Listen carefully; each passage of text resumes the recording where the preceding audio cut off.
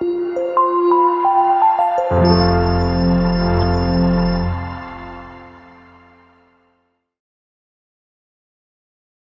am lecture bu ma def bi ñu commencé installer les comités électoraux de quartier sooy xool tey la moitié de ces comités ay ndaw ñoo leen di jiite loolu nag dafay wone taxawaayu ndaw ñi ci parti bi ñu nekk wala coalition bi ñu nekk. Ce n'est plus une question aujourd'hui qu'on se pose que tey parti bi fu mu yegg ndaw ñi dañu taxawu responsable politique yi ànd jàppale président Macky Sall lii ngeen def tey nag et je le dis au nom de l'ensemble des responsables si vous continuez à agir de cette manière di toog ensemble di waxtaan ci dal dëgg-dëgg màggataguñu waaye dinañ mën a defi leneen am na xale bu fi wax léegi ne suñu wàllu wéy na mais ñun màggataguñu quand même mais kam mën nañ leen a bàyyi nag ngeen nekk de véritables responsables parce que li ñu mën ngeen ko. Moi, je n'ai pas d'inquiétude ci benn comité électoral bu xale jiite di xalaat ne du dox parce que population Sénégal ndaw ñi ñoo ëpp mag ñi donc ndaw ñi bu ñu amee ci ñoom kóolute ndaw ñi bu ñu leen jàppalee ndaw ñi bu ñu leen encadrer ils peuvent faire d'excellents résultats. C'est ce que tous les orateurs ont dit pour que les adultes fassent confiance aux jeunes fii ñi fi toog yépp décision bi ñu jël moo tax ñu leen di accompagner parce que bu fekkoon ne lañ bëgg du ñu bàyyi ndaw ñi jiite comité électoral yi mais bu fekkee ne ndaw ñi ñoo jiite ñun suñu devoir mooy jàppale leen li ngeen mën ak jot bi ngeen am ak ni ngeen mën a waxee ak ndaw ñi peut-être ñun bu ñuy wax ak ndaw ñi du ñu dégg ni ñu leen di dégg. C'est pourquoi je prends l'engagement du comité communal au-delà de vous accompagner on sera toujours avec vous. benn affaire rek lañ leen di demander tout doit se faire dans la discipline problème bu am nag mën nañ ko songandoo te buñ ko songee mën nañ ko daan bu ma doon présenter xale yi jiite comité électoral fii dañuy bari ñoom ñoo fi nekk te loolu lu bees la Fatick te defe naa ne le président Macky Sall doit être fier et sûrement il est fier gis ay ndawam ñu futteeku ñoo ne dañuy jiite xeex bi. Surtout xeex bi nga xam ne c'est historique le Sénégal aborde un tournant décisif parce que réew mi dëgg moo fi amatul parce que opposition jàpp nañ ne xaste saaga wax lu ñaaw tam nit ñi dem moom mooy tax ñu nekk fi dara ci réew mi personne ne peut opposer au chef de l'État un autre bilan plus réluisant que le bilan qu'il a fait en 10 ans. ñëpp xam nañ ne mu ngi liggéey réew mi ñëpp xam nañ ne dëkk bi mu ngi avancé certes li ñu bëgg yëpp amagul foofu lay waxee ci ndawu Fatick am na ñu bari ñu des ñu war am liggéey am na ñu bari ñu des ñu war a jàppale waaye nit aussi day reconnaître ne am na lu jot a am defe naa moo tax ngeen futteeku ñëw taxaw nii. gis moi j'ai fait 8 ans yoo xam ne chaque année ma dem assemblée nationale mais bu fekkee ne président Macky Sall amul la une écrasante majorité mais bu ne dama bëgg a defar Fatick député yi ne ko sa dëkk la du ñu ko def nan la Fatick di doxee c'est pas possible su ne dama bëgg a defar autoroute Fatick Mbour Kaolack ñu bloqué ko naka la ñuy amee autoroute boobu moo tax tey ku bëgg Sénégal da nga war a voter le président Macky Sall parce que le régime présidentiel bi ñu am àndul ak cohabitation à l'Assemblée nationale et c'est votre avenir qui est en jeu parce que vous avez besoin d'un pays développé d'un président ambitieux d'un président engagé pour le développement économique et social de ce pays et on ne peut pas trouver mieux que Macky Sall président de la République. Tous les autres c'est des vendeurs d'illusions. yow da ngay def sa tooxi doona fële kenn yëgu ko nga ne président Macky Sall la ngi ci defar réew mi yow nga dem làqatu di def loo war a def buñ la tegee loxo nga ne Macky Sall moo ma jàpp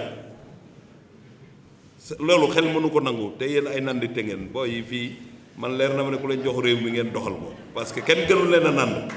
donc bu leen nangu ñu leen di nax il faut pas l'accepter. fii nag ñu toog fii amul jeunesse su Matar Ba ay jeunesse su Biram jeunesse su Amath jeunesse su keneen ak keneen amu fi c'est la jeunesse de Benno Bokk Yaakaar c'est la jeunesse qui accompagne le chef de l'État. Et si vous réussissez ces élections, vous allez définitivement prendre votre place de responsabilité. looloo am bu ngeen defee loo xamante ne ñun sedd na suñu xol kan moo fi xalaatati ñëw naan melax abal ma jël wala Ibou xajal ma jël wala diw xajal ma jël ñun résultat la ñu wut ñi mën yëf yi gën cee efficace ñu jàppale leen parce que am na loo xam mënu leen ko yéen rek mënu leen dem da ngeen di jiitu mag ñi topp leen lii tax mag ñi topp leen mooy ngeen jox leen cër jox leen teranga di waxtaan ak ñoom di déente ak ñoom ñoom li ñu xam te xamu leen ko ñu jox leen ko ngeen avancer parce que vous avez la force vous avez la détermination et vous avez l'engagement politique. Nous avons décidé de vous accompagner comme je l'ai indiqué tout à l'heure am nañ ci yéen kóolute mais ne faites pas Maïssa pour vous galvaniser à parler des élections passées mais la référence c'est les élections législatives de 2017. 2017 Fatick était deuxième derrière Podor Fatick était parmi les 5 départements yi ëpp pourcentage ci réew mi et Fatick commune avait un pourcentage plus grand que le département on était vers les 87-88%. C'est ça la référence c'est pas les 37% ou les 12% des uns et des autres parce que les élections territoriales n'ont rien à voir avec les élections législatives. Donc ñun suñu objectif tey ci 90% la war a jëm wala lu ko ëpp loolu nag jàpp naa ne mën naa am dynamique bi ma gis ci dëkk bi jàpp naa ne mën naa am parce que dans l'histoire politique de ce pays ou bien de cette commune lii ñu def c'est très rare jeunes yëpp daje ci benn salle wax avec responsabilité sans mu am débordement ça nous honore ñun parce que bu ñu gisee suñuy ndaw daje di wax xam-xam ñun suñu xol day set parce que on est suivi de partout parce que li ñuy def c'est en direct tout le pays est en train de nous suivre et le président est en train de nous suivre tout le monde est en train de nous suivre kon bu ñu gisee suñuy ndaw nekk ay ambassadeur ku nekk jël kaddu wax lu am fulla wax lu am fayda kenn xasul kenn waxul lenn loo xamante ne mën na naqari nit loolu mbégte lay doon ci responsable politique. C'est pourquoi on avait décidé pour le conseil ou bien le comité communal, dans le programme qu'on a établi, on avait dit on accompagne les jeunes pour un bon plan d'action. Waxuma plan d'action de quartier parce que quartier yi ku ci ne am nga kuréel mais plan d'action commune bi te Ibou wax ko léegi du ay tëgg sabar du ay def leneen sol ay lakos yu niroo wala ngeen sol ay tile yu niroo dox seen tànk dugg ci biir kër yi wax ak nit ñi wax ak seen morom yi loolu lañ bëgg a gis sur le terrain. On veut voir ça sur le terrain parce que nous quand on viendra vous accompagner on n'a pas besoin de nos voitures dañuy sol suñu basket ñuy sol seeni dàll ñu ànd ak yéen nañu fii day métti wala fii war nañ fi jaar lii war nañ ko def ñu dugg ak yéen waxtaan ak ñi nga xamante ne mënu leen convaincre c'est ça le job en fait et si vous le faites vous nous facilitez la tâche si vous le faites nous pourrons apporter une autre contribution à d'autres localités qui ont beaucoup plus de difficultés que Fatick et c'est ce qu'on attend de vous défi da ngeen ñoo lancer défi nag dañ leen lancer ñun tamit défi parce que défi bi ngeen ñu lancé mooy xool ngeen ñu ba xool ñu am na ñu jàpp ne ñun dañoo xaw a tayal wala ay mag lañ léegi jóg bi day xaw a jafe dañuy biddanti et cetera yéen a yor bagage yi d'accord nañ mais le 31 fexe leen rek bañ topp leen di leen tàccu ne leen yéen a fi mën loolu lañ bëgg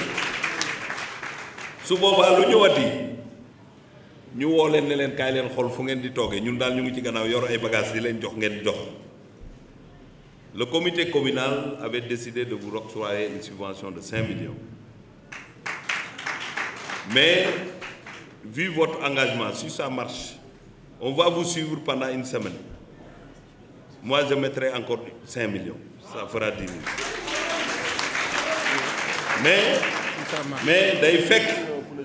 day fekk ngeen dérouler parce que nag du ngeen duñ leen bàyyi ñun dama ay nandite lañ moom dañ leen di xool rek ngeen dérouler mu saf-saf ñu yokk parce que am na ñaari événement yu am importance yu ñëw au-delà des quartiers. Le 26, la tête de liste sera à Fatick, Mimi Touré. Mais après Mimi Touré aussi, il y aura le meeting communal. Il ne faut pas que meeting communal bi dañ leen di wax ngeen organiser avec les femmes te mu am ordre am mobilisation mel ni mu war a mel comprendre ngeen li ma wax kon bëgg naa it ngeen xam leen budget de campagne bi ñu yor parce que yàlla dëgg rek la bëgg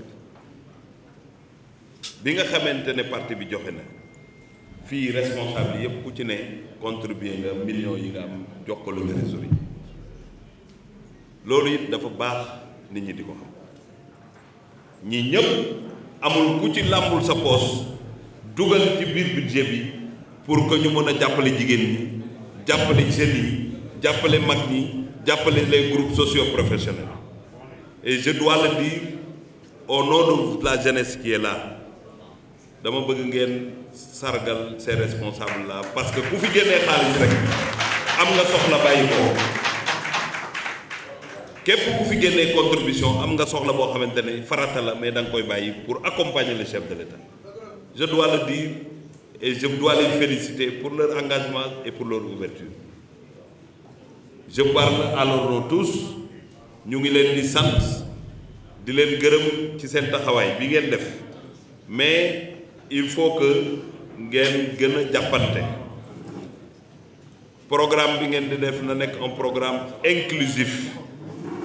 Cela veut dire bu leen beddi kenn na ñëpp ñëw ngeen xool le programme de la commune ngeen kale ko ci li ma leen wax ces 5 là su ngeen dawalee ba mu des la dernière semaine on va vous renforcer si vous avez des résultats positifs. Donc c'est un test, on va vous attendre au-delà de ça. Donc loolu moo nekkoon kàddu yi du yàgg parce que on doit être sur le terrain. D'ailleurs à partir de lundi le comité communal doit se déployer dans les quartiers, dans les ruelles de Fatick, là où les gens se regroupent. On sera avec vous la jeunesse, vous avez le temps de vous organiser et de venir avec nous. Dans les quartiers aussi, faites le job nécessaire et dans la commune, on viendra vous compléter. Donc sachez que les leaders qui sont là, à l'unanimité, on vous fait confiance. Vous l'avez demandé, on vous fait confiance.